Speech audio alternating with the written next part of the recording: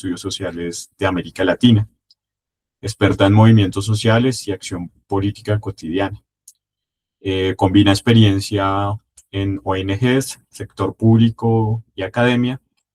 Actualmente es subdirectora de permanencia en el Ministerio de Educación Nacional y docente en formación en derechos humanos. Entonces, estás invitada, profe Andrea Celi. Posteriormente a tu intervención, haremos un diálogo entre nosotros, unas preguntas y ampliar lo que nos traes hoy para compartir en lo investigativo y en lo educativo. Entonces, te doy la palabra. Muchas gracias, William. ¿Me confirmas si me escuchas bien, por favor? Sí, te escuchamos bien. ¿Vas a compartir alguna presentación? Sí, voy a compartir una PPT. Vale, bienvenida. Sí. Bueno, pues en primer lugar agradecerles por la invitación que me extienden a la profe Ingrid, a todos los estudiantes, profes también que están acá conectados. Para mí es un gusto escucharles, también es un gusto escuchar los videos y la experiencia en sus prácticas. De hecho, contarles que también soy docente en la Universidad Pedagógica Nacional, en la licenciatura de Educación Comunitaria con énfasis en Derechos Humanos. Y en esa licenciatura también tenemos experiencias de práctica durante toda la carrera y es maravilloso escuchar esos aprendizajes que tenemos en la escuela. En el caso de educación comunitaria, tenemos experiencias también en espacios sociales, comunitarios, barriales, también con educación de adultos. Entonces, pues me enriquece mucho escuchar también a las compañeras ahora que acaban de presentar sus videos y gracias por la oportunidad que me dan en este sentido. Quisiera confirmar que están viendo el PowerPoint, ¿sí? Sí, perfecto. Sí, se está viendo. Súper. Bueno, pues yo vengo hoy a compartirles un poco de mi experiencia en investigación, justamente fue la invitación que me hicieron. En este momento ejerzo el rol de subdirectora de permanencia del Ministerio de Educación, pero hoy me voy a concentrar particularmente en mi experiencia investigativa. Les voy a compartir lo que fue mi proceso de investigación doctoral. Fue un doctorado en Ciencias Sociales en América Latina, en la Universidad Nacional de Córdoba, en Argentina. Es una universidad pública, en donde nos conocimos y pude reconocer una experiencia muy valiosa también con estudiantes que íbamos de distintos países de América Latina. Particularmente me situé en la línea de investigación de movimientos sociales o movilización social y específicamente acercándome a la lucha campesina, que ha sido uno de mis intereses y también de apoyo, y ya se van a dar cuenta también vitales, personales, porque pues de todas maneras ponemos nuestra historia también en estos procesos de investigación. Entonces, la tesis o el proceso de investigación inició con una pregunta, con una sospecha más bien, que tenía en relación con la lucha campesina, particularmente con el ejercicio de movilización. No sé, yo creo que aquí todos lo vivimos en el paro nacional agrario del 2013, que fue pues un momento muy importante, por lo menos para quienes lo vivimos de cerca. Y mi pregunta inicialmente era, pues, ¿qué pasó? ¿Cuáles fueron esas condiciones que permitieron la reemergencia y la consolidación del movimiento campesino en Colombia? Porque si uno revisa, ya luego voy a profundizar un poco más en ello, como uno se acerca a la movilización social, no sé si aquí hay varios colegas que les interesa este tema, pero normalmente en Colombia nos acercamos con métodos y marcos teóricos alrededor de la protesta o alrededor de las manifestaciones públicas. Y en ese sentido, pues hay varias investigaciones, libros, fuentes secundarias que nos acercan al proceso de la lucha campesina vista desde ese lugar de la protesta, de lo que es visible, de la ruptura, de el tapar una vía. Pero poco nos preguntamos por cómo y en qué condiciones un proceso de movilización de ese orden se puede lograr, se reconstruye, qué es lo que ocurre en ese momento para poder vivirlo.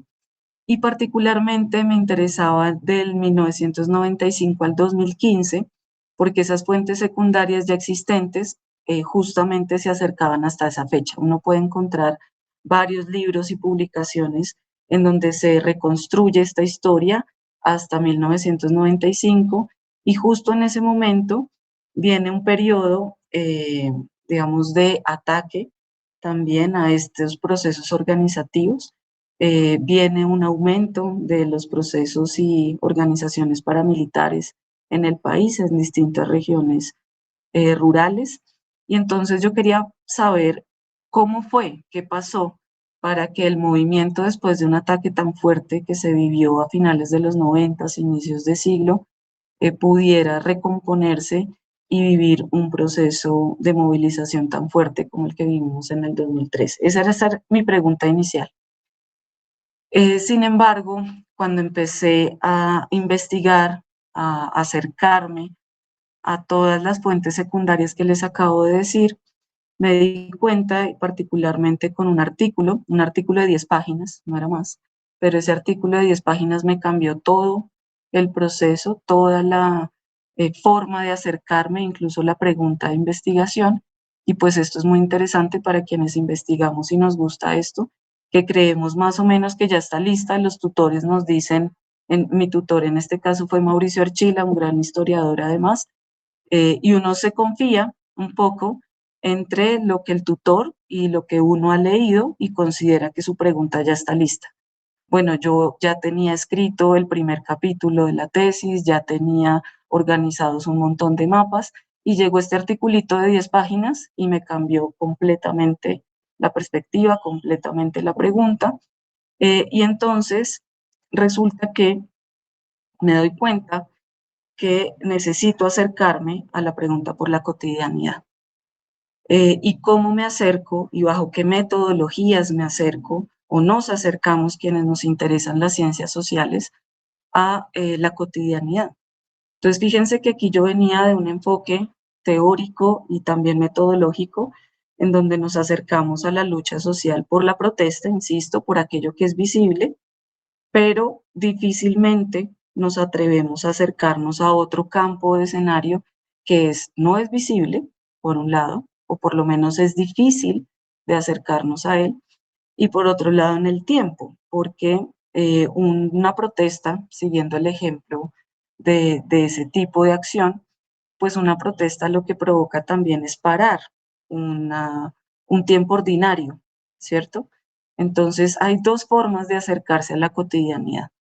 Por un lado, aquello que es ordinario, regular, permanente, lo que hacemos todos los días, normalmente nos podemos acercar así, pero también nos acercamos a un fenómeno social porque es visible, porque lo puedo ver, porque lo puedo registrar, porque tengo un observatorio que me dice pasó esto, pasó lo otro, ¿sí? Entonces, aparece en mi interés y por el articulito que les digo, ¿cómo me acerco entonces al fenómeno o a la lucha social? A eso no cambia. Me quiero seguir acercando a la lucha social, a los movimientos sociales, pero ya no solo desde lo visible, desde la protesta, desde lo que rompe el tiempo ordinario, sino desde lo cotidiano, de lo que permite que ese fenómeno se sostenga en el tiempo, de lo que permite que se reconstruya una organización, una junta de acción comunal, o cualquier tipo de estructura organizativa. Y entonces empiezo a acercarme a este marco conceptual y básicamente la propuesta se convierte ya entonces en reconocer que la lucha social no puede reducirse o el análisis de la lucha social no puede reducirse solo lo a que se hace visible a partir de la interrupción de la vida social, como es el caso de la protesta o de otros fenómenos. Y en este caso me pongo un poco en la tarea de el reto de decir que las ciencias sociales sí están en la capacidad de acercar una mirada desde un enfoque más relacional, en donde reconozca lo cotidiano o la cotidianidad, las estructuras organizativas, es decir, bajo qué mecanismo los campesinos o la lucha rural se ha organizado en el tiempo, y encontramos diversidad de posibilidades en esta historia y también la protesta social, porque claramente no podríamos acercarnos a un fenómeno como este sin eso.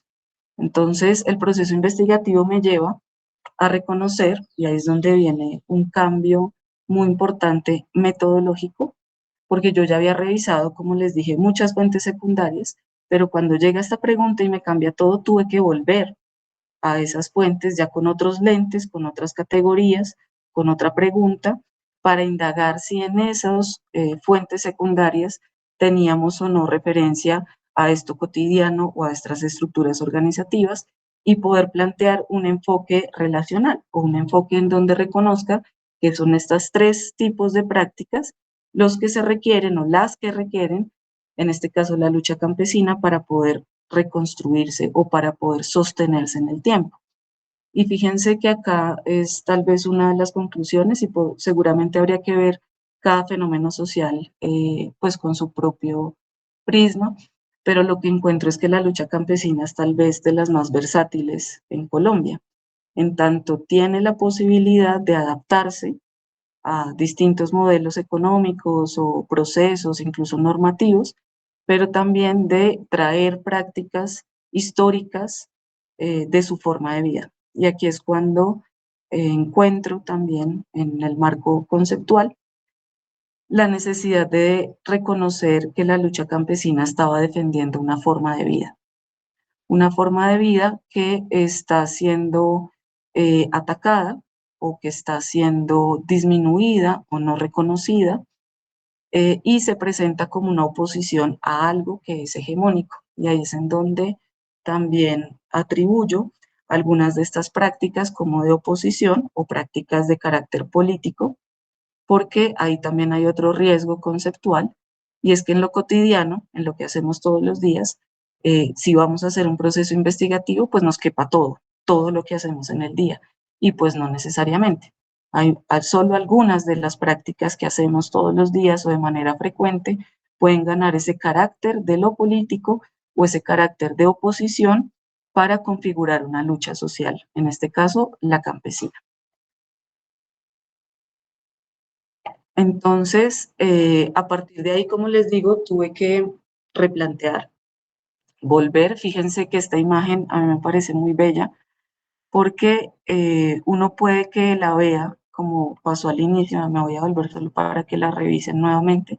Aquí está plana, ¿cierto? Y cuando uno habla de lo cotidiano es como lo regular, ¿cierto? Lo que tal vez se nos pasa sin mucha atención, pero cuando empezamos y nos ponemos esos lentes ya de categorías de búsqueda en relación con la acción política, empiezan a resaltarse algunos elementos que probablemente en la primera lectura que hice de toda esa fuente secundaria no vi, no percibí, no me di cuenta que estaban allí.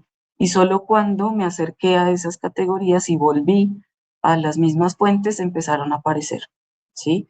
Y esta imagen lo que quiere mostrar es un poco eso, cómo empieza a resaltarse algunos elementos del canasto, el fuego, la comida, las texturas, las ventanas, los sombreros, la radio es muy importante, entre otros elementos que seguramente de no haber atendido esas intuiciones que tuve también y de reconocer que tenía que parar aunque ya creyera que tenía todo listo, pues me hizo devolverme un poco en la lectura. ¿Cuáles fuentes secundarias? Para contarles un poco de las fuentes a las que me acerqué y que les digo que tuve que volver varias veces. Por un lado, uno podría decir que la lucha campesina tiene antecedentes desde 1850, más o menos. Tenemos los primeros registros en las fuentes de investigación, particularmente de Catherine Legrand, que es una mujer investigadora que se acercó en ese momento a todo el proceso de colonización en Colombia, pero alcanza a identificar algunas acciones de carácter colectivo. Están también las investigaciones de Renan Vega, de Mauricio Archila, de Leopoldo Múnera, de León Samos, de Silvia Rivera Cusicanqui, y el periodo más reciente de Esmeralda Prada y Carlos Salgado, que en el marco de una investigación del CINEP se acercaron un poco a este proceso. Me acerqué también a una reconstrucción de entrevistas del Centro Nacional de Memoria Histórica en una primera etapa que tuvo el centro, en donde reconstruyeron, y está muy bonita porque casi que uno alcanza a percibir las frases textuales que dieron los campesinos en ese momento. Se concentran en las regiones de la costa Caribe, Nariño, Cauca, Putumayo y Catatumbo, y hay una base de datos muy importante que tiene el CINEP, el Centro de Investigación y Educación Popular CINEP, que insisto, bebe de este marco teórico que les decía al principio de acercarse a la lucha a partir de la protesta. Entonces ellos tienen una base de datos desde 1972. Lastimosamente y por razones incomprensibles de presupuesto y de orientación, esa base de datos se ha dejado de alimentar a partir del 2023, es decir, que Colombia en este momento ha perdido una de sus observatorios y bases de datos más importantes de lucha social, y la tendríamos entonces desde 1972, 75 si no estoy mal, hasta el 2023. Yo la pedí particularmente para el periodo del 95 al 2015, que fue lo que les comentaba, el periodo que inicialmente tuve interés. Me vi en la necesidad de desarrollar entrevistas a profundidad de algunos líderes campesinos y lideresas del país, y justamente cuando aparece la categoría de cotidianidad, entonces requiero como herramienta construir historias de vida. Y aproveché que en ese momento tenía mi trabajo en una ONG defensora de derechos humanos, que es la Asociación Minga, y desde ahí acompañé varios procesos de lucha campesina a nivel nacional y tuve la oportunidad de profundizar en algunos elementos de este orden. Y esto que les quiero mostrar acá es las distintas formas que adopta la información y las bases de datos cuando uno está en un proceso investigativo. Lo que está en el fondo, no sé si lo alcanzan a ver bien, es un Excel, eh, que fue justamente como el CINEP le entrega a uno las bases de datos. Entonces salen unas fuentes bajo los criterios que ellos tienen establecidas y de dónde las sacan, de medios de comunicación nacionales o regionales, también de comunicaciones públicas de las organizaciones sociales que emiten. Entonces, de nuevo, fíjense que aquí viene el carácter de lo visible, de lo que es registrable, porque existe una fuente de verificación del dato y de ahí sale un análisis y unas observaciones más cualitativas, pero las columnas pues son unas variables constantes que recogen esta información, que es visible, que es verificable, que tiene una región, que tiene unos actores específicos, etc. A partir de esta base de datos, entonces, construí algunos de los mapas o gráficos o formas gráficas de presentar la información para analizar ese proceso de lucha o de protesta. Fíjense que de nuevo este es un insumo solo basado en la protesta. Y este fue un gráfico que a mí me parece interesante de los puntos críticos que se presentaron justamente en el periodo que les digo del 2013, pues ustedes si se fijan, ese punto rojito que está ahí entre el 2011, 2012 y luego el 2013 está el puntico rojo más alto, luego el verde, el naranja. Eso es como si lo viéramos hacia arriba, ¿cierto? Como si tuviera una dimensión que va creciendo. Es porque se presentaron un mayor número de protestas en ese periodo de tiempo en comparación a los periodos anteriores. Y de nuevo, el dato lo que nos permite evidenciar es esto visible que interrumpió en ese momento la cotidianidad de las organizaciones campesinas y se dio especialmente a un nivel subregional. La lucha campesina, en toda la historia que pude revisar, tiene una característica también particular y es que guarda mucha fuerza en el nivel subregional y local, ¿sí? Allí es donde se concentra, aunque si bien tienen estructuras organizativas, que es la otra categoría que les comentaba, que tiene especialmente relevancia a nivel nacional. Por otro lado, se reconoce al Estado, especialmente a nivel nacional, como su principal adversario o demandante. Esto es otra cosa interesante. A quienes nos interesa la relación entre lo social y el Estado, o lo social y lo público, eh, aparece todo el tiempo una relación diversa del campesinado en ese periodo largo de lucha, en donde reconocen al Estado como adversario pero también exigen y han participado en escenarios electorales, por ejemplo, o en la construcción de propuestas de política pública. Entonces varía un poco en el ejercicio.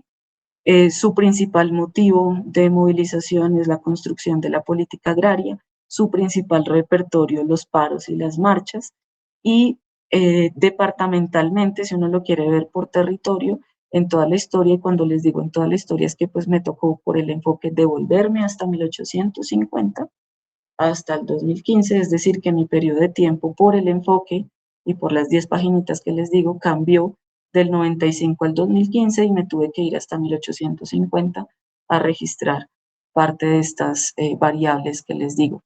Y en toda esa historia aparece con mucha fuerza siempre los departamentos de Antioquia, Cauca, Bolívar y Huila como un repunte en el último periodo, yo creo que asociado al proceso del Quimbo y de otras experiencias a nivel regional. Esto es la forma, insisto, lo que quiero que vean es las formas que pueda adoptar la información, los datos. Este cuadro que ustedes ven acá lo hice con un programa de libre, acceso libre, XMind se llama, que ayuda a organizar mapas mentales o cuadros también. Entonces, como yo tenía mucha información de esas fuentes secundarias, empecé a organizar unos mapas mentales por categorías. Básicamente las categorías que usé fueron las prácticas cotidianas, que es el primer nivel que les digo, que fue mi principal interés, las prácticas organizativas, si eran juntas de acción comunal, ligas campesinas, la asociación de usuarios campesinos, las federaciones, bueno, hay de distintos niveles en sus estructuras organizativas o organizaciones gremiales, los arroceros, los paperos, etcétera. Y en el tercer nivel están las prácticas visibles o de protesta. Entonces, fíjense que tuve que, insisto, devolverme hasta 1850 a identificar en función de estas categorías que encontraba y lo empecé a organizar con un mapa mental por periodo histórico. Entonces, así uno lo puede leer en horizontal, cada una de las categorías, pero si uno lo lee en vertical es por periodo de tiempo. Entonces, de 1850 al 65 es la primera columna, en donde uno ya puede revisar en ese periodo histórico la lucha campesina cotidianamente, qué hacía, qué defendía, qué prácticas organizativas tuvo y qué protestas o qué forma visible de acción tuvo. Lo mismo en el segundo periodo, del 65 al 80, en el tercero del 80 al 95 y en el último del 95 al 2015, que era inicialmente mi periodo de investigación. Así que darse cuenta y lo que cambió esas 10 paginitas, se imaginarán lo que implicó en términos de esfuerzo investigativo. Y aquí hay algo muy valioso en el proceso de la cotidianidad, creo yo que es un aprendizaje, y es que tal vez a los cientistas sociales la cotidianidad nos diga algo, pero, o es una sospecha, habrá que confirmarlo, que se nos aparece y la podríamos entender solo en un análisis de largo plazo. Me parece que puede ser difícil afirmar que acercarnos a lo cotidiano en periodos muy cortos o en acciones muy concretas nos puede aparecer de una manera clara para el análisis. Estaba con mamá Lady. Creo que Arelis tienes el micrófono encendido. Gracias. Entonces, les decía que probablemente se pueda provocar un análisis más visto desde un análisis de largo plazo. No les digo que cualquier fenómeno nos tengamos que ir hasta el siglo XIX, no estoy diciendo eso, pero sí por lo menos entender y comprender el fenómeno desde una mirada un poco más amplia para poder identificar si hay continuidades o rupturas, por un lado, en esa mirada del enfoque. En el caso de la lucha o de la movilización social, por lo menos en Colombia, me parece muy importante poder valorar su alcance nacional, regional y local.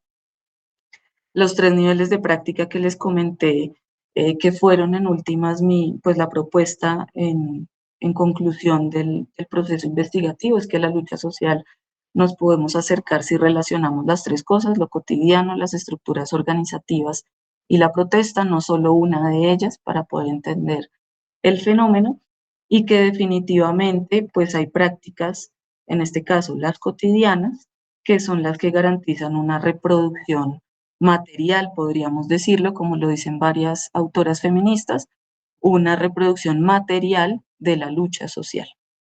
Y que probablemente eso provoque cierto énfasis en que hay una continuidad del proceso de la lucha campesina, pero creo que también hay momentos de cambio o incluso, como les decía, de recomposición del momento, de las condiciones económicas en las que se encuentran las organizaciones campesinas. Y esta es otra forma muy bonita que adoptó la misma información, es decir, este dato que les muestro acá de mapa mental, junto con este que tiene bases de datos en un Excel, también pudo adoptar esta forma hermosa de diagramación, pensando en que este proyecto de investigación luego se convirtió en un libro álbum para niños y niñas a partir de los 8 años.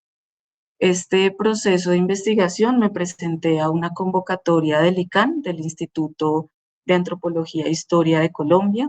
Ellos tienen cada año unas becas para incentivar la investigación y una de las modalidades de esa beca, de ese apoyo, era la construcción de un proyecto editorial infantil o para público infantil. Entonces yo presenté el proyecto de investigación. Ahí todavía no tenía todas las conclusiones, pero ya me estaba acercando un poco más a esa revisión histórica y obtuve el apoyo para la diagramación, la construcción de un material para público infantil que terminó siendo un libro álbum que se llama Juntos Allá y Acá. Y esta imagen que les muestro es tal vez la parte central del libro, en donde contamos en imagen varias de las prácticas cotidianas. Ahí está la abuela, que es la que está señalando a la mujer, el niño es el niño protagonista de la historia que cuida a su hermanita, ya quienes lo quieran acercarse a leer lo pueden hacer. Y fíjense que aquí en esta imagen no me he detenido mucho en el contenido de cada práctica, porque lo que quiero es que veamos posibilidades metodológicas de investigación, de acercamiento al proceso de ciencias sociales, pero no sé si alcanzan a ver una mujer con una falda ancha, morada, que tiene unas botellas en las manos, en la esquina superior izquierda. Esa mujer que tiene esa falda ancha con unas botellas en la mano está narrando una de las prácticas cotidianas que encontré y que fue puesta en escena, o para mí en la investigación, en ese articulito de 10 páginas de un historiador que se llama Michael Jiménez, en donde llama la atención porque en Cundinamarca, a inicios del siglo XIX, 1820, 30, cuando teníamos todavía, bueno, todavía hay haciendas, pero en ese momento habían más la forma del señor hacienda, del hacendado, con grandes extensiones de territorio, pues a las familias campesinas les dejaban solo pequeños espacios, les prohibían cultivar el mismo café, si eran haciendas cafeteras, ellos, los campesinos trabajadores, tenían que cultivar otras cosas que no fueran las del señor hacendado. Al mismo tiempo tenían espacios muy chiquititos y entonces en esos espacios pequeños las mujeres empezaban a cultivar, que es el cultivo que ustedes ven allí más arribita, cultivos juntos. La mano de vuelta es otra práctica en ese momento, creo que hay en lugares de la costa que todavía le siguen llamando así, en donde se suman varias familias para adecuar el terreno y cosechan varias cosas al tiempo, frijol, maíz, yuca, en el mismo espacio chiquito. Entonces, esa forma de producción viene desde esa época, pero entonces, ¿qué pasaba? Que esas mujeres en ese momento empezaron a cultivar cosas a escondidas o cosechas a escondidas y se las llevaban luego al mercado. Las botellas producían licor de manera eh, pues digamos que no legal, ¿no? Por lo menos no dentro del proceso que estaba en ese momento de comercio. Y ellas entonces se escondían esos productos debajo de esas faldas gigantes que se usaban en ese momento, salían y los vendían al mercado del corregimiento del pueblo y obtenían un recurso económico adicional al que les daba el señor hacendado, que básicamente se concentraba en dejarlos vivir ahí y en que trabajaran para ellos y ellas. Ese recurso adicional, afirmo en la tesis, basada también en lo que les digo que hizo este historiador, provocó la idea de libertad del campesinado y provocó una idea de economía campesina, ¿sí? En donde empiezan muchas de estas familias a identificar que tienen este ingreso adicional y empiezan a romper esta figura de la dependencia con el señor hacendado, salen, empiezan a tumbar monte, ¿cierto? Que es lo que aquí hablamos también de la ampliación de la frontera, siempre a partir de la persecución. Luego entonces venía el señor hacendado y seguía corriendo su cerca, los campesinos tumbaban, pero ellos seguían moviendo la cerca y los campesinos se fueron moviendo y moviendo hasta que hoy tenemos familias campesinas en zonas de reserva natural o de parques naturales. Y bueno, eso ya es otra historia de apropiación de esos territorios fértiles.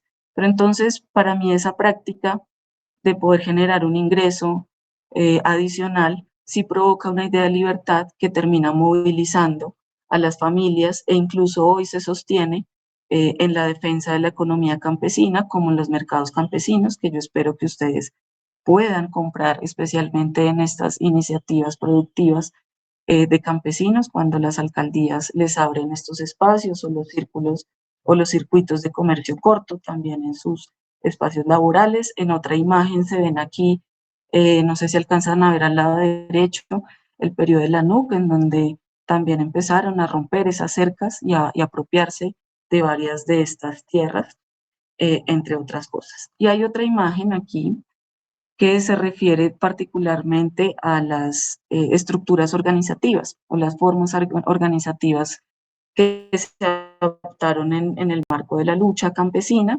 En el primer ejercicio, en la primera gráfica, ustedes ven allí los sindicatos agrarios, AFANAL, las ligas campesinas. Hay un líder también acá de Sumapaz histórico en ese proceso. Ellos defendían las colonias agrícolas, que hoy incluso podríamos ver una transformación de esa colonia agrícola en lo que hoy reconocemos como zonas de reserva campesina o territorios campesinos agroalimentarios, que son más contemporáneos, pero que, como les digo, vienen desde esa época. En ese momento el campesinado exigía tierra libre, pan barato, abrigo bueno y techo decente. Luego, cuando vino la NUC, en un periodo más reciente, exigían la tierra sin patronos o la tierra para el que la trabaja, que se ha retomado también en los últimos tiempos. Y más recientemente se constituyó el mandato agrario, empezamos a reconocer otros tipos de reivindicaciones en el proceso de la lucha campesina. Y bueno, eso es parte de lo que me parece importante acá es, además que ustedes puedan reconocer las distintas, insisto, formas que puede adoptar la información. Y finalmente, como parte de las conclusiones también del proceso investigativo, es que sin proponérmelo, porque yo no planteé, como se los he expuesto, un enfoque de género o un especial énfasis en las mujeres, lo que me pasó fue que emergió el protagonismo, podríamos decirlo así, o emerge el reconocimiento del trabajo de las mujeres cuando incluyo esta variable de lo cotidiano, ¿sí? Y de la reproducción material de la vida campesina, de una forma de vida. Algunas de estas imágenes por allí no les voy a decir cuál es mi bisabuela, por eso les decía que uno pone también parte de su interés vital en sus procesos de investigación, las historias pesan mucho también y empieza entonces a aparecer este rol, especialmente en las fincas y en lo que implica en la cotidianidad. Como les digo, nunca fue mi interés plantearlo desde el inicio, desde una perspectiva feminista o desde un enfoque de género, sino que en ese proceso de revisión de lo cotidiano, de aquello que garantiza que la forma de vida campesina se reproduzca, pues aparecen las mujeres particularmente, especial pero no exclusivamente por el trabajo en las fincas. También hay muchas historias y figuras representativas campesinas en los procesos de tomas de tierras, de paros agrarios, de líderes y lideresas políticas, pero claramente el espacio de la finca como un espacio determinante para la reproducción material de la forma de vida campesina, pues allí aparecen con mucha más fuerza las mujeres en su trabajo cotidiano. Y en este caso me refiero, por ejemplo, a una cita que traigo acá de un líder campesino que fue asesinado hace algunos años del sur de Bolívar. Esto es, para mí, esta frase sintetiza la relación entre lo cotidiano, la estructura organizativa y la protesta. Teófilo Acuña dice que es con el movimiento, es decir, con la movilización, que se puede crear y fortalecer organizaciones, no al revés, se necesitan. Es después de una acción coordinada que la gente sale entusiasmada, se siente acompañada y tiene ganas de crear una nueva organización. Se requieren las tres prácticas para poder analizar el proceso de lucha social. También podríamos decirlo de otra manera, en tanto sostener, por ejemplo, un paro largo o incluso una semana de movilización, pues requiere que las personas coman, descansen y esas fuentes pues salen de las fincas también. Entonces no se podría sostener ninguna protesta sin el alimento que la acompaña.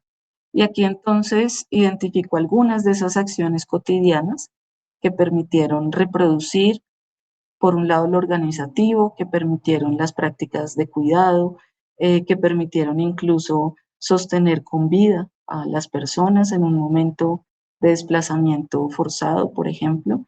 Entonces, hay varias acciones de este orden que uno podría llamar como cotidianas, ordinarias, que no necesariamente son visibles, que no son un bloqueo, que para mí son absolutamente determinantes para analizar la lucha social. Y finalmente así termina el libro álbum para niños y niñas.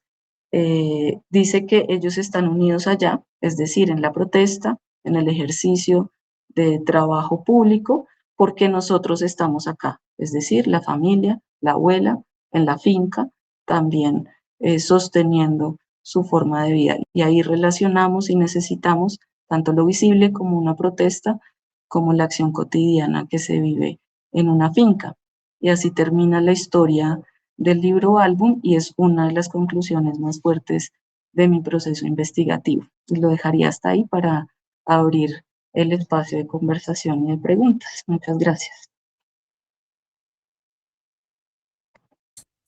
Muchísimas gracias a la doctora Andrea Celi. A continuación, pues vamos a abrir un espacio para preguntas, para diálogo, para tejer entre todas y todos. Entonces, les pido el favor que el que quiera intervenir alce la mano y vamos dándole la palabra. Entonces, Giovanni, dale. Bueno, profe, buenas noches. Profe Andrea, excelente presentación, me confronta bastante, sobre todo en el qué hacer. Y me surgen muchas preguntas, no sé, tengo tres por ahora en el momento, no sé si de pronto las hago las tres al mismo tiempo o una por una. Si te parece mejor las tres al tiempo. Perfecto. Es que su merced hablaba de que la lucha campesina es esa forma de vida que no ha sido reconocida o de alguna manera ha sido reducida. Nace esta pregunta, ¿cómo la lucha campesina busca crear esa conciencia en el Estado sobre el reconocimiento, esa dignificación de la vida campesina? Esa es una. La segunda es, ¿cómo puede una lucha por el reconocimiento terminar transformando la propia identidad de quienes la sostienen? Su merced también hablaba de esa historicidad que dice que pesa, que puede anclar eso lo puede anclar a un pasado que no permite un avance o como si fuera un apego y que llegue a cambiarse a un lastre.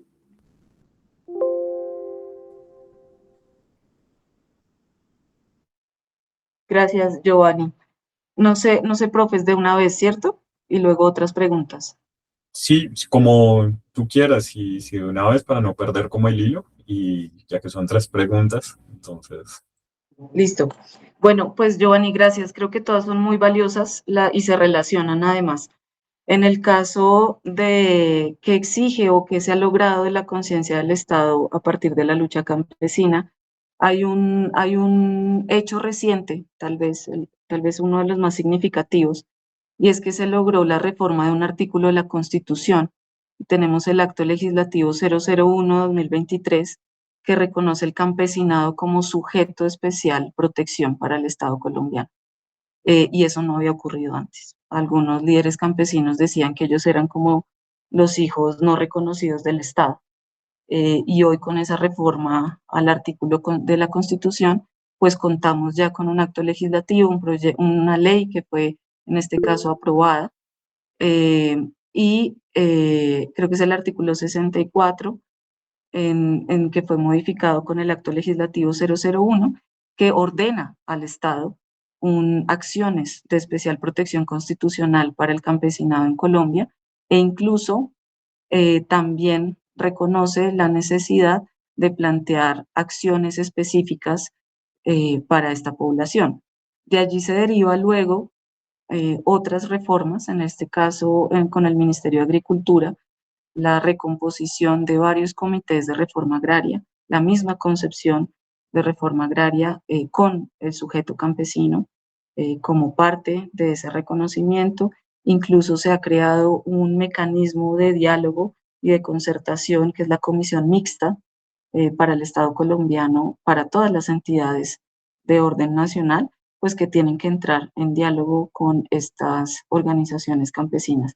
Tal vez esa la pondría como de mayor significancia. Eso no se logró tan fácil, y en esa historicidad y lo que usted dice de ese reconocimiento identitario y si puede cambiar o qué apego tiene, creo que esa pregunta es muy valiosa, porque de hecho el mismo campesinado no había reivindicado el reconocimiento del Estado como sujeto de especial protección antes de tal vez el 2002 y el último periodo. Pero si uno revisa lo que ellos reivindicaban desde 1850 y en adelante, no aparecía esta reivindicación como sujeto, como identidad, ¿sí? Para el Estado. Eso fue una aparición mucho más reciente. ¿Qué provocó que eso apareciera? Es parte de lo que podríamos investigar, pero creo que eso responde a que sí puede cambiar ese proceso y esa adaptación de la lucha, de lo que se exige, de lo que se espera, y lo que le decía de que es tal vez el movimiento más versátil, eh, lo creo profundamente, en tanto sí traen algunas prácticas previas, como la mano de vuelta que les decía, y pueden haber otras, que se han sostenido en el tiempo y hoy están todavía vivas, pero también han modificado otras y se adaptan a mecanismos también, sobre todo económicos, eh, la manufactura, ¿no? El procesamiento de algunas fuentes. Eso no quiere decir de ser campesinos, ¿no? Su modo de vida empieza a adaptarse también y actualizarse a los momentos, digamos que más actuales. Entonces, no creo que sea una cosa estática. De hecho, creo que va cambiando con el tiempo. Hay unos debates también de si ellos y ellas, en tanto trabajan en otros espacios, por ejemplo, este debate que hubo en algún momento del contrato labor y de si deberían tener un contrato laboral o no, pasa por estas discusiones de identidad y de qué tanto pueden modificar esas reivindicaciones con el tiempo. Y hay otro, lo que les decía, las colonias agrícolas o las zonas de reserva campesina o los territorios campesinos, mucho más recientemente han planteado formas de gobierno propio incluso, y eso no es nuevo, ¿sí? El exigir hoy que una zona de reserva tenga su propio plan de vida, eso se encuentra desde 1800, como 70, 90, 1910 también. En las colonias agrícolas tenían sus propias juntas de gobierno. Entonces creo que también hay distintas prácticas que podrían rastrearse y que efectivamente o se sostienen tal cual o tienen parte de esa herencia y se van adaptando a los tiempos más actuales. Perfecto. Antes de darle la palabra a Lady Mena, en el chat nos pregunta Juan Mauricio que si nos puedes recordar el artículo que él dice reinició la investigación doctoral, que si no lo puedo recordar. Voy a buscar el link para mostrarles y que vivan la angustia que yo viví, no mentiras. Perfecto. Compartir las angustias es una parte fundamental de las ciencias sociales. Listo. Lady, Dale. Buenas noches. La pregunta mía es, ¿en qué medida las movilizaciones campesinas han logrado cambios significativos en las leyes agrarias y en la protección de los derechos campesinos? Gracias, Lady. Sí, es muy parecida a la inicial que hizo Giovanni. Esperen, denme un minutico aquí. Voy ahorita a buscar un link y se los comparto también por el chat, que hicimos un artículo con otro compañero del reconocimiento político del campesinado en Colombia, de lo que ha provocado más recientemente este proceso. Yo creo que hay muchos logros, realmente en los últimos tiempos creo que se ha visto de una manera mucho más fuerte, no solo en poder ser titulantes de tierra, que es lo que hoy podríamos ver con mucha más fuerza, aunque eso viene incluso desde el 94, ¿no? Estamos citando también leyes anteriores que existían y que hoy se están reivindicando y cumpliendo. Pero en el último periodo, con base en esto que les digo del 2002, cuando se creó el nuevo mandato agrario, hay nuevas estructuras organizativas campesinas de nivel nacional, regional, ellas han logrado muchos avances en el marco legal, por un lado, pero también regional y de política pública. Lo que sí creo, y a propósito de tu pregunta, es que eso no ha sido fácil. Incluso su reconocimiento, algo incluso más básico, el saber cuántos campesinos hay en Colombia. Solo eso. El DANE, en sus estadísticas, no tenía una pregunta de autoidentificación o de reconocimiento del campesinado en Colombia. Fue a través de un proceso de movilización que lograron eso por una orden judicial. Se constituyó un equipo técnico para crear preguntas al DANE y hoy ya el DANE indaga y pregunta por tres preguntas, son tres preguntas básicas de autorreconocimiento del campesinado, y hoy podemos saber que en Colombia estamos más o menos entre el 27 y el 30% de población que se autorreconoce como campesina. Eso no lo había hecho el Estado antes, y eso ha sido producto de todo este acumulado que les digo. Voy a enviar el link del artículo que lo acabo de encontrar y el de el reconocimiento para que ustedes puedan seguir indagando en esos hechos. Muchas gracias. Sigue Diana Lisset. Hola, profe, buenas noches. Hola, compañeros. Doctora, primero que todo, pues felicitarla por la ardua labor que hizo. O sea, se nota que fue de mucho apego, de mucho dedicación, ¿sí? Mi pregunta va más enfocada a lo personal. Durante tu presentación varias veces nombraste el artículo de 10 hojitas y decías así, el artículo de 10 hojitas que cambió todo. Quisiera saber tú como profesional, como persona, cómo asumiste el reto después de que leíste el artículo y prácticamente, según te entendí, te desbarató, te partió lo que tú llevabas para tener otra vez que iniciar desde otro punto y poder seguir con tu trabajo. Gracias, Diana. Sí, como les comentaba, yo ya tenía escrito la tesis tiene 3 capítulos, yo ya tenía escrito el primero. Además que ese primero me lo devolvió el tutor 3 o 4 o 5 veces. Entonces, pues eso ya implicaba un ejercicio muy importante, pero además olvidé decirles, pues que yo no estaba becada. Yo tenía que trabajar y estudiar al tiempo. Creo que eso nos pasa a varios de los que estamos acá conectados, que no podemos concentrarnos solo en el proceso de investigación, sino que tenemos que trabajar pues para comer, ¿no? Y para sobrevivir un poco. Y en ese sentido, pues además del tiempo que implicaba, yo siempre digo, el primer capítulo yo lo escribí los fines de semana, el segundo capítulo lo escribí en las noches y el tercer capítulo lo escribí entre las mañanas y pandemia, por estas mismas dificultades que tenemos quienes trabajamos y estudiamos al tiempo. Entonces, sí hubo un esfuerzo muy importante, y el leerlo y el que te cambie el enfoque de la pregunta, pues para mí sí fue, podríamos decirlo, en un primer momento muy angustiante, sobre todo por los tiempos que uno tiene de entregas, ¿cierto? Esa presión que hay un poco en las entregas. Sin embargo,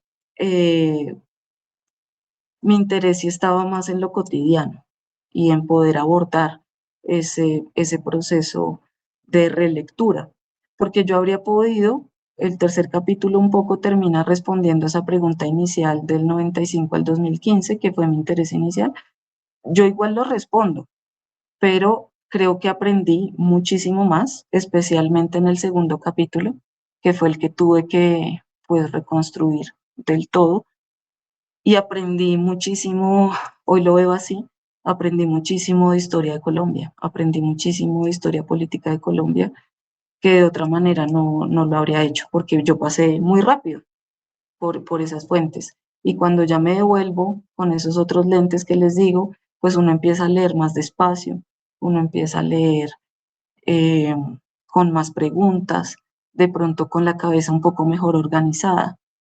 Y creo que esa relectura para mí de lo que más aprendí, yo me demoré 7 años en este proceso de doctoral, y lo que más aprendí tal vez y lo que más recuerdo y tengo más presente fue justamente ese segundo capítulo de la historia política que hizo que tuviera que volverme a entender, comprender, preguntar, imaginar, buscar imágenes, sí, videos también.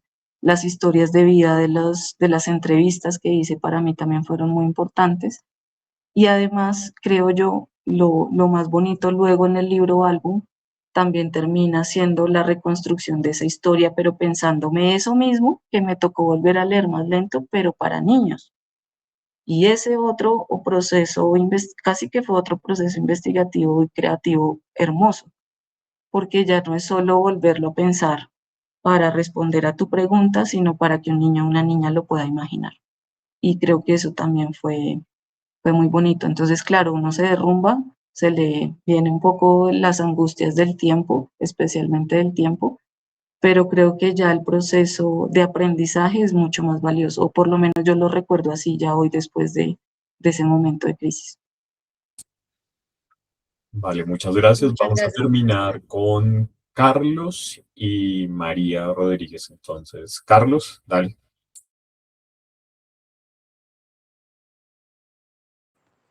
Buenas noches. Hola, Carlos. Bueno, hola, profe. Bueno, señor, me gustó mucho ese recuento histórico que hace de esas luchas campesinas por el agro. Pero hoy mi pregunta me inquieta. Soy hijo de campesino. Me siento más que docente campesino también. Este, ¿Cómo ve usted las luchas, digamos, estas nuevas generaciones? ¿Cómo las vemos para seguir luchando por el agro, donde hoy vemos un país dividido por regiones, por ciertos sectores, donde hay campesinos que no están del lado del mismo campesino, sino del lado del gobierno, y de todo eso, y para colmo, nos afecta un cambio climático, nos está afectando las nuevas tecnologías en el agro, donde el campesino no va a ser sus recursos no van a ser suficientes para él tecnificarse. Entonces, ¿cómo veríamos esas nuevas luchas? Gracias, Carlos. Me parece muy oportuna tu pregunta y ahí me meto más con el sector educativo en el que también estoy ahora, porque creo que es una pregunta para nosotros también como maestros y de lo que implica la escuela hoy en la ruralidad y la escuela en estas zonas. Te puedo decir, y creo que es parte de esa adaptación de la que les he dicho que el campesinado goza, yo creo que sí es necesario reconocer la potencia que tiene hoy un joven en la ruralidad y la demanda que hay que hacer al Estado, y hay que seguir insistiendo en ello, en la ampliación, por ejemplo, de una oferta educativa en territorios bien apartados. En nosotros, y ahí ya pongo un poquito de educación, consideramos que es necesario ampliar, por ejemplo, los grados de 10º y 11 en algunas zonas rurales que no tenían hasta 10º y 11, o que los jóvenes tienen que pasarse, terminan primaria y tienen que irse a otro lado a terminar su bachillerato, o incluso a estudiar en la universidad. y qué carreras quieren estudiar y bajo qué dinámica quieren hacerlo. Yo te puedo decir que en el caso, por ejemplo, de Guaviare, o en el caso de Argelia Cauca, o en el caso de Catatumbo, hoy tenemos universidades en las sedes educativas de los colegios. Son universidades que se están adaptando tanto en su currículo como en modalidades virtuales, en algunas semipresenciales, con programas educativos que reconocen lo que los jóvenes quieren y lo que ellos quieren estudiar y lo que demandan. Y hemos encontrado sí varias demandas en relación con procesos tecnológicos, robótica, entre otras cosas, y creo que la pregunta, insisto, se nos devuelve un poco como maestros, en tanto la escuela debe reconocer y dialogar con ese contexto en el que está y poder incorporar toda esa tecnología robótica, etcétera, esos intereses que tienen los jóvenes en función de su forma de vida también campesina. Hay algunas iniciativas también desde la primera infancia que están reconociendo prácticas campesinas en sus proyectos curriculares, en sus proyectos educativos, institucionales incluso. Y creo que ahora que escuchaba a la compañera también Guayú, que presentó el video al inicio, uno podría reconocer que tenemos ya experiencias interesantes de maestros, porque ha sido especialmente maestros, que junto con la comunidad, con ese vínculo comunitario, permiten que esos intereses y esas necesidades toquen la escuela. Y como maestros tenemos que saber responder a ello, porque no se trata simplemente de decir que no se puede o que el joven no tiene todas las condiciones. Tenemos que insistir en exigir que esas condiciones también lleguen a la ruralidad y que lleguen bien y que lleguen bajo las condiciones que la ruralidad lo necesita para que estos jóvenes pues puedan primero terminar su bachillerato, pero si quieren estudiar en la universidad o en el SENA o en algún otro proceso educativo lo puedan hacer en su territorio y no tengan que viajar o desplazarse a otra zona distinta. Vale, muchas gracias. María, tienes la palabra. Buenas noches. Quisiera preguntarte desde tu análisis, ¿cuáles consideras que han sido las principales causas y consecuencias del conflicto agrario en Colombia? ¿Y de qué manera las movilizaciones campesinas han contribuido a la búsqueda de justicia social y reconocimiento de los derechos del campesinado?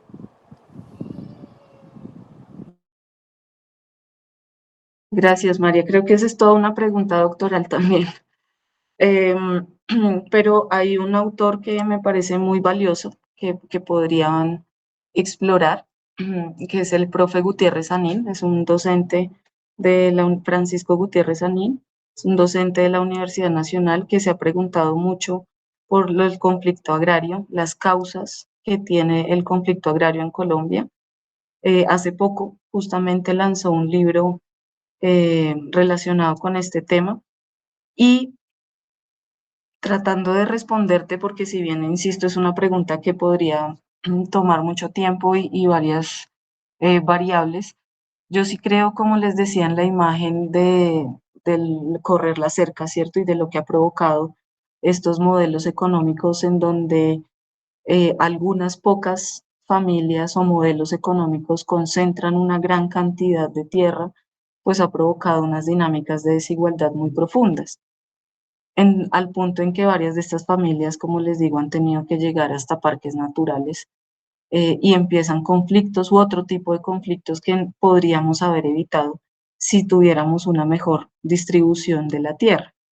Y en ese orden también viene un poco el comentario relacionado con la idea de un modelo económico de monocultivo, por ejemplo. Llámese palma, llámese banano, llámese coca, entre cualquier otro, esa forma de comprensión económica de un solo cultivo, pues contrasta muchísimo con lo que las familias campesinas nos han enseñado. Perdón, como por ejemplo esto que les decía de la pequeña parcela llena de distintos cosechas, semillas, que permiten mostrar una diversidad y una ganancia también económica importante. De hecho, hay otros estudios de la Universidad Javeriana, ahora se me escapa el nombre del profesor, pero que hace una comparación económica de los ingresos que provoca la economía campesina versus el monocultivo. Y hay varios de estos modelos también tecnológicos, y las diferencias en ganancias no son muchas.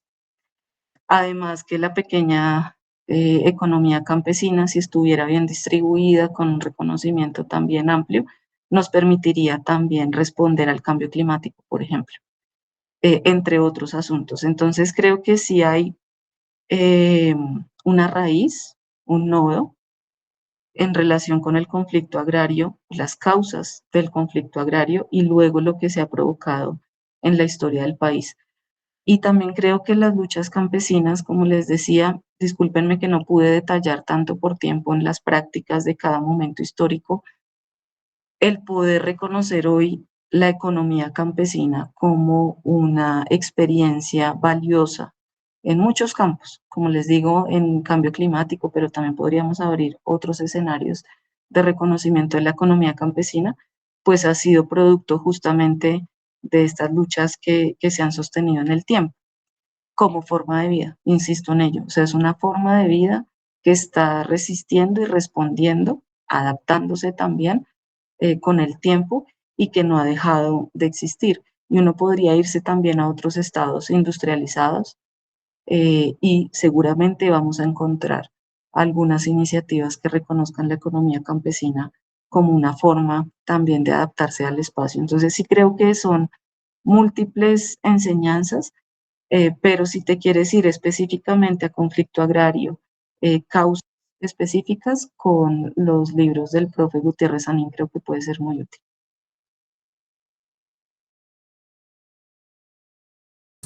Listo, perfecto. Acá nos dejan, uy, una gran pregunta, una reflexión.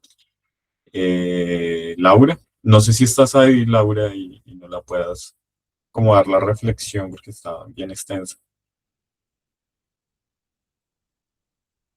¿No? Bueno, entonces, primero que todo, pues agradecerte, como decían los estudiantes y los demás compañeros y compañeras. Creo que coincidimos que es un trabajo riguroso, es un trabajo de tiempo, es un trabajo de afectividad, de amor, de compromiso. Eh, Nosotros en la licenciatura estamos entrando en el momento de creación de artículos de investigación y nos damos cuenta que escribir también, como diría Ursula K. Le Guin, es caminar, ¿no? Entonces, en ese orden de ideas, no es tan fácil, no es tan sencillo y seguramente nos vamos a ir perdiendo en senderos, van a llegar elementos que nos van a transformar en ese caminar y nos van a llevar hacia otras partes más significativas. Y creo que en lo que comentas acerca de las prácticas campesinas, que también es un tema también muy interesante, y el tema también de la vida cotidiana, que implica también no solo enfocarse en un componente histórico, sino también a elementos antropológicos, estudios culturales, Michel Dessertó, una gran cantidad de teóricos y teóricas que ahorita nos muestran que dentro de esas prácticas que creíamos que eran tan lineales o que polulaba el estudio del Estado y la ausencia parcial del Estado como forma unitaria para explicar el mundo, pues nos encontramos que hay unas dinámicas heterogéneas, hay luchas sociales, hay elementos de deseo, hay giros afectivos, y en eso, en tu investigación que nos trae, pues nos da esas herramientas para pensarnos las ciencias sociales desde otras aristas, desde otras formas de pensar, y sobre todo, algo que resalto y resaltamos en la presentación, es cómo nosotros nos situamos como investigadores e investigadoras en ese escenario del tiempo, del espacio, del lugar en donde nosotros estamos tejiendo, pues para también hacer investigaciones que transformen las condiciones de la realidad, ¿no? No solo se investiga para crear artículos, libros, sino en la necesidad de buscar esa transformación social que implica pues llegar al escenario de la praxis. Entonces agradecerte pues por la intervención. Creo que nos dejas unas grandes herramientas para poder trabajar acá en la licenciatura, empezar a plantear esas lecturas desde los artículos, pero también desde nuestra vida. ¿Qué nos mueve para investigar? ¿Será que algo que investigamos y no nos llena el corazón, el cocoro, la existencia, será que nos va a cargar de un elemento significativo? Entonces ahí yo creo que abrimos una puerta muy necesaria para intervenir. Muchísimas gracias. No sé si quieras decir algo más como para cerrar. Gracias, sí, no solo escuchándote recordé una imagen muy bella que me reconforta el corazón siempre. Y es que cuando estábamos haciendo las pruebas del libro álbum con niños pequeñitos en un colegio en Sumapaz, una niña de menos de 2 años, cuando vio las primeras imágenes, bueno, no tengo acá el libro en la mano, pero una de las imágenes del libro empezó a bailar, ¿sí? Y a como imitar los animales que veía en la imagen. Y eso para mí fue grandioso. O sea, esa sensación de esos afectos, del esfuerzo que uno le pone, no es tanto en función de reconocimiento, sino que una niña o niño pueda bailar y disfrutar una imagen del proceso de investigación que uno ha hecho, pues es absolutamente maravilloso. Entonces, les agradezco mucho por el espacio. Me encanta estar aquí entre maestros y maestras, construyendo, dialogando, compartiendo. Y muchas gracias por la invitación.